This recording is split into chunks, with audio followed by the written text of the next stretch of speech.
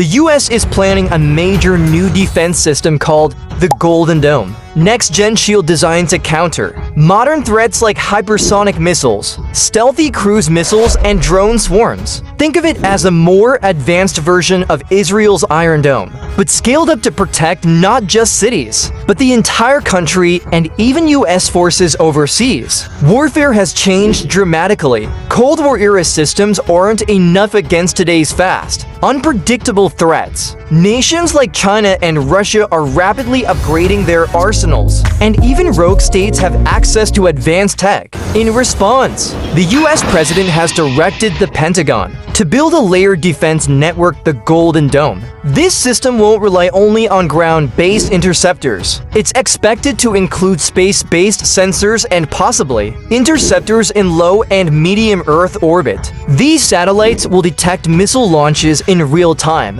helping intercept threats in their boost phase right after launch. Before they can reach their target, AI and quantum computing will help track, predict, and target incoming threats, even if they maneuver midair. Kinetic interceptors, not lasers at least for now, would attempt to destroy missiles in space. The system may also use high-altitude drones, stealth aircraft, or balloons to launch interceptors. But there are serious challenges. Hitting a missile in space requires extreme precision, like shooting a bullet with another bullet at 15,000 miles per hour plus.